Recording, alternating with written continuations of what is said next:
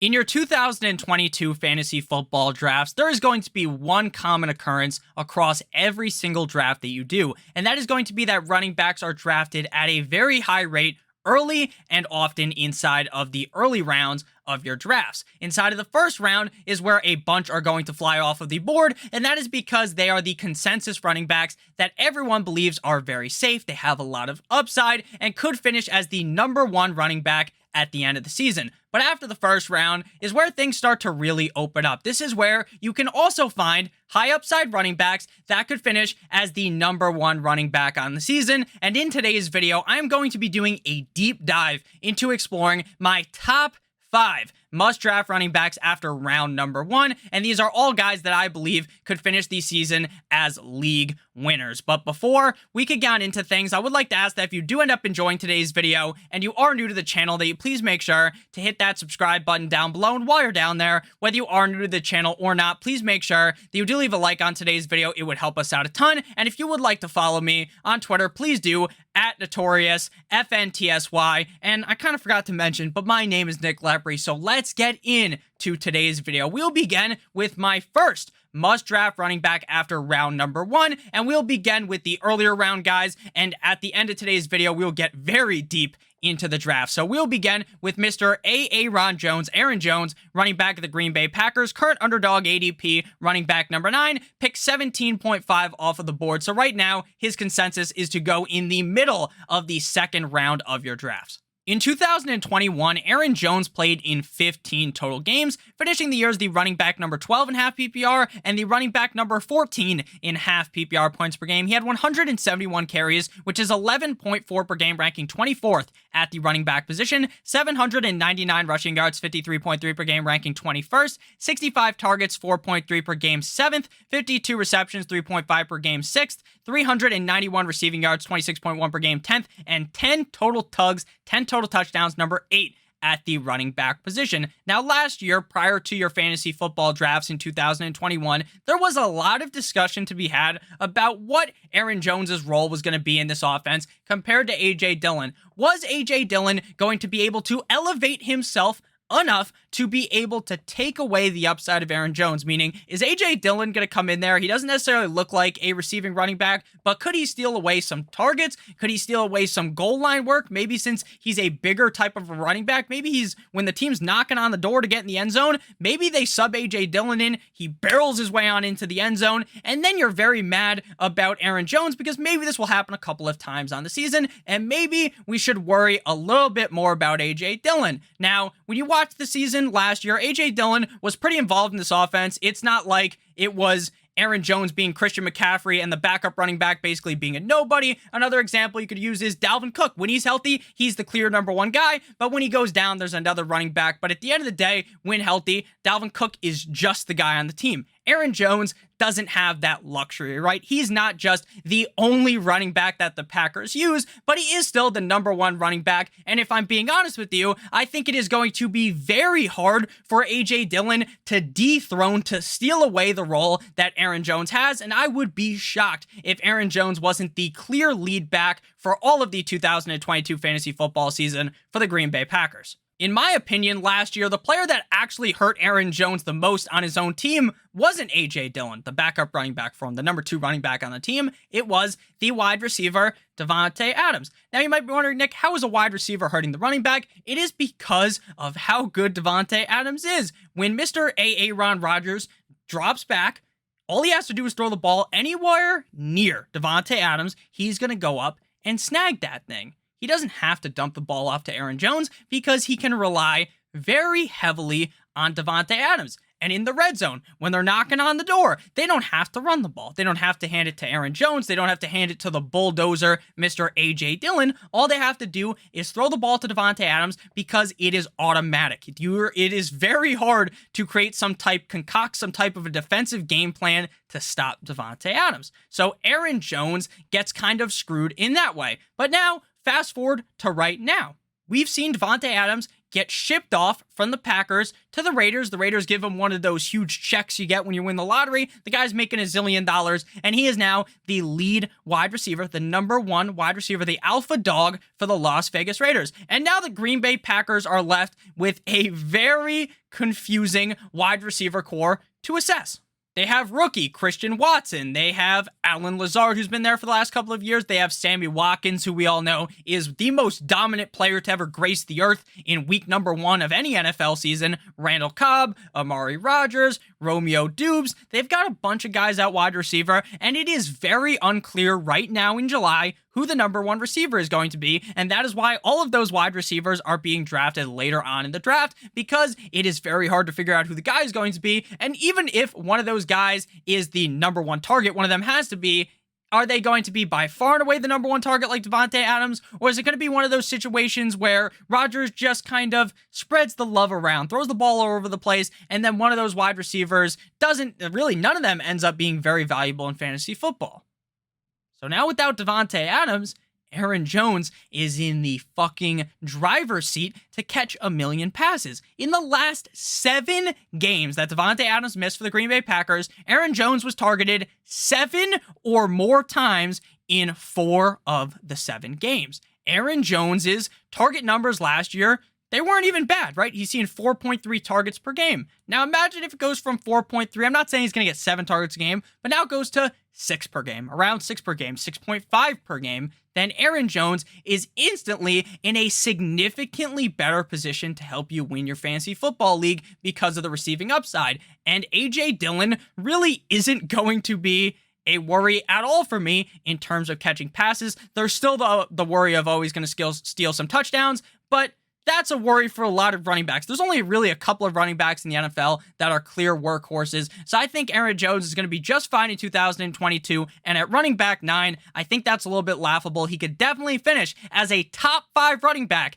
at the end of the season. My next running back to discuss in today's video is James Conner, running back of the Arizona Cardinals, current underdog ADP, running back 14, pick 33.4 off of the board right now. In 2021, Conner played in 15 games, finishing as the RB5 on the season and running back number 6 in half PPR points per game. He had 202 carries, 13.5 per game, 17th at running back, 752 rushing yards, 50.1 per game, 24th, 39 targets, 2.6 per game, 37th, 37 receptions, 2.5 per game, 27th, 375 receiving yards, 25.0 per game, 11th, and 18 total touchdowns, number 3 at running back. So based on all of those stats that I've listed off, it is very, very clear that James Conner was so good in fantasy football that the reason why he was a top 5 running back in fantasy football last year was because of his touchdown total. Scoring 18 total touchdowns heavily elevated him into superstardom for fantasy football. But if we look back at the team that Arizona had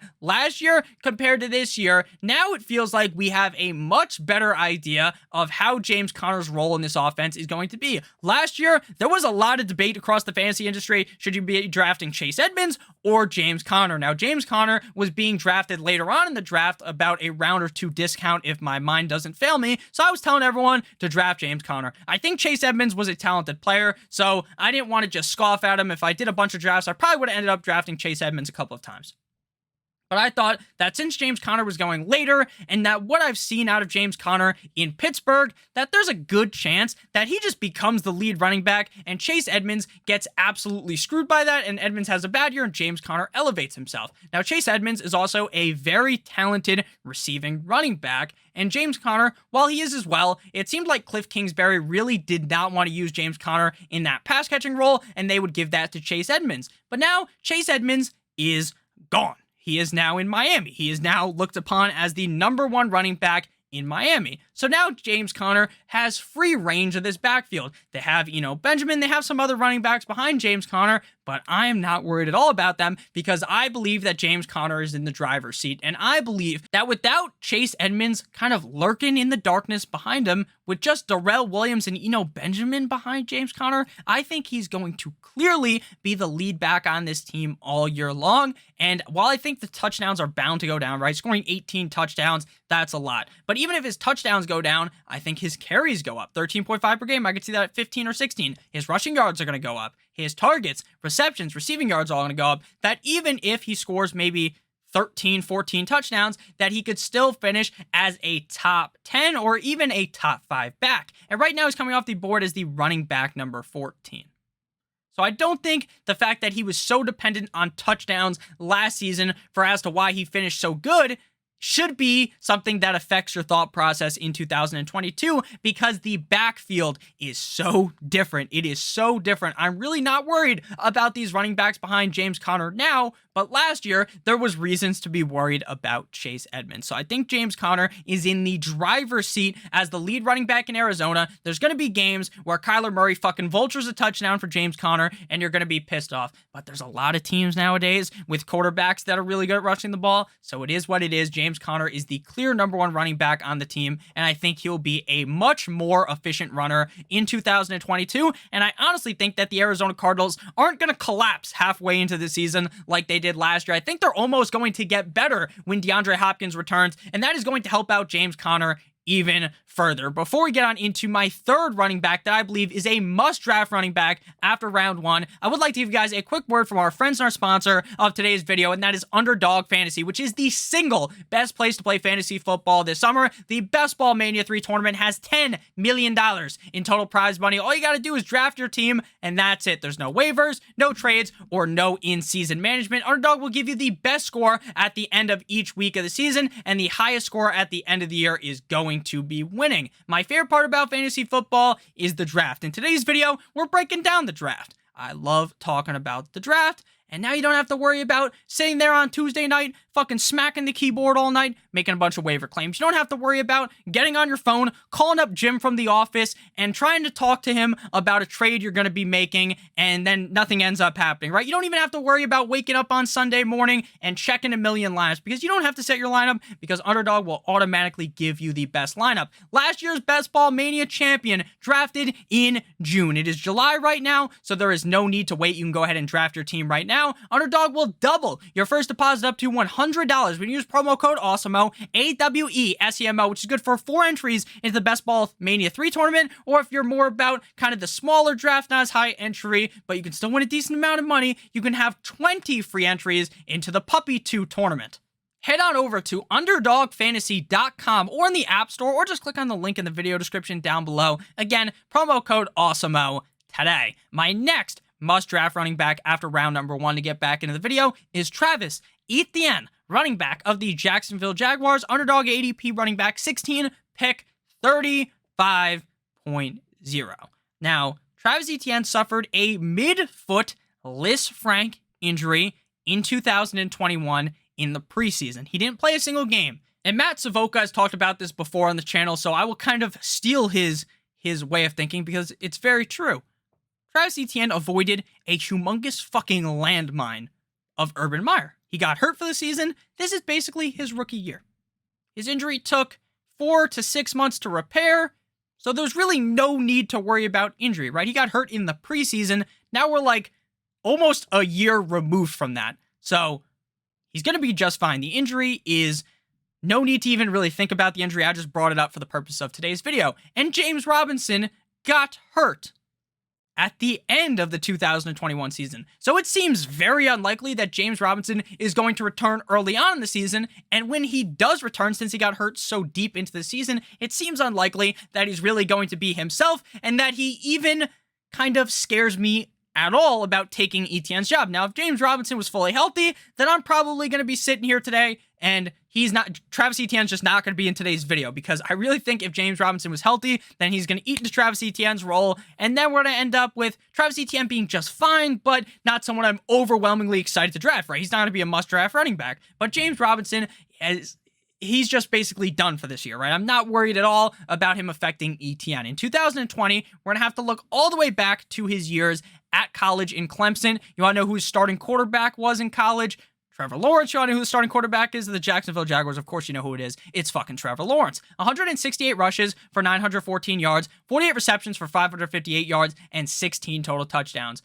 Trevor Lawrence loves one thing, and that is dumping the ball off. He was one of the quarterbacks that dumped the ball off at the highest rate in the NFL last season. Travis Etienne is a dump off recipient machine.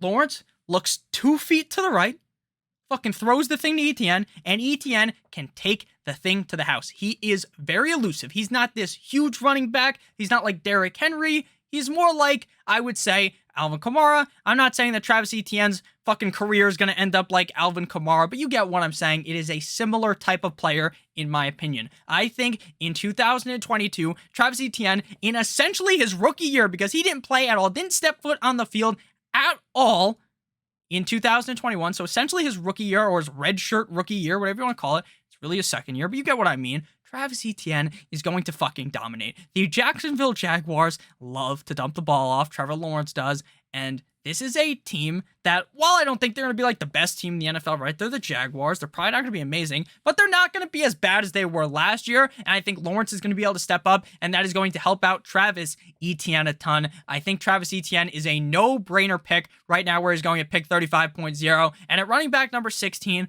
it shouldn't be too difficult for him to make his way up and finish as a top 12 running back. Next up, we'll move deep into the draft, and we are going balls deep into the draft with Rashaad Penny, running back of the Seattle Seahawks, underdog ADP, running back 32, pick 99.2 off the board right now on our sponsor, Underdog Fantasy. In 2021, Rashaad Penny played in 10 total games, finishes the running back 36.5 PPR and the running back 23.5 PPR points per game. He had 119 carries, 11.9 per game, ranking 43rd at running back, 749 rushing yards, 74.9 per game, 25th, 8 targets, 0.8 per game, which is going to finish you pretty close to dead last at the running back position, right? Because running backs nowadays, it's not like the past. These guys are catching a shit ton of receptions. They're getting a lot of targets. So 8 targets, 6 receptions, 48 receiving yards, and 6 total touchdowns, 90th at running back. But if we're giving Rashaad Penny really any credit, you don't need to take these stats to heart, because he really wasn't playing for a lot of the season. But when he was actually playing, this man was dominant. To close out the season, week 16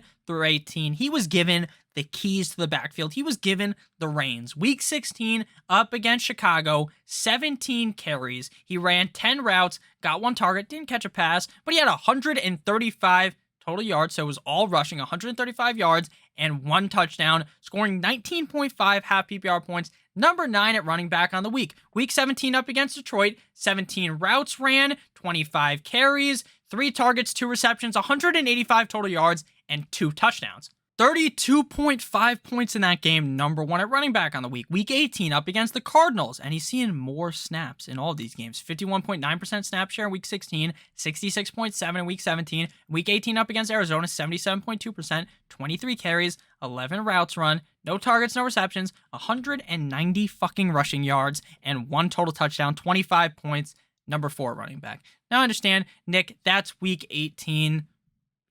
Still counts. If what I believe to be the case and what people are reporting right now is the case, which is that Rashaad Penny is going to be the lead back on Seattle, his ADP is going to fucking skyrocket.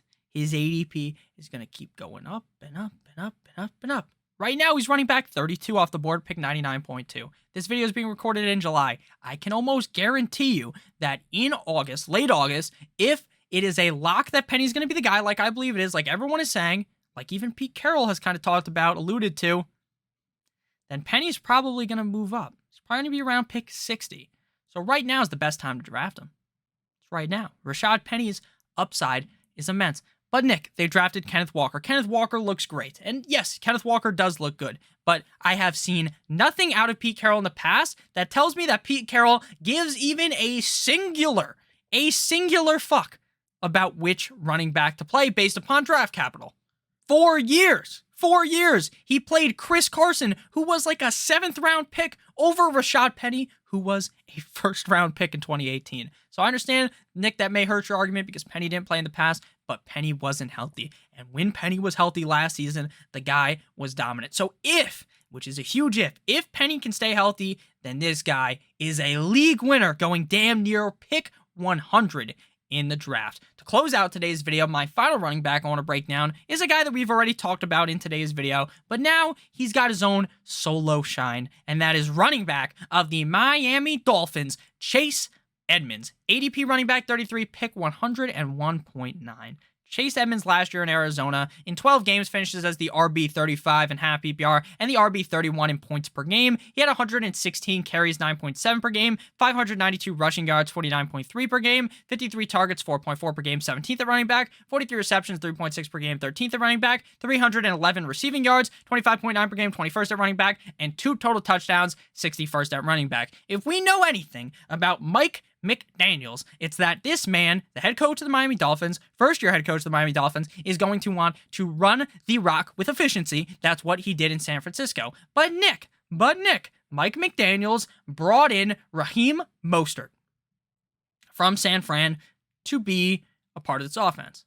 Now, I like Raheem Mostert, but I think Chase Edmonds, who Mike McDaniels brought in, is going to be the clear number one, and Chase Edmonds has immense receiving upside that I just don't really see Raheem Mostert having. If the Dolphins' O-line is better, which it should be, if the team is better, which it should be with a new offensive-minded head coach with Tyreek fucking Hill, the better offensive line with Tua in his third year, hopefully taking that next leap up, then there is so many reasons to believe that Chase Edmonds could really solidify himself inside the top 12. Now, not all these guys are going to finish in the top 12 because that would be crazy. But in my opinion, each of these running backs has the upside to drastically smack forehand, backhand, smack their ADP right in the kisser. I really think all these running backs have so much upside, and I think that they are being severely underdrafted for what they could be, maybe besides Aaron Jones, because he's still a top 10 running back